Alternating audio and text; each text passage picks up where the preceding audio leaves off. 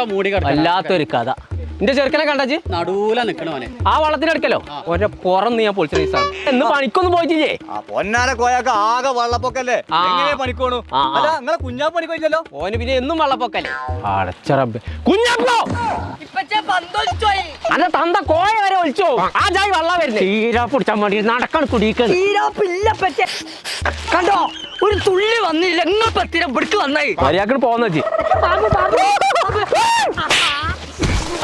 മനസ്സിനടങ്ങാറാക്കേ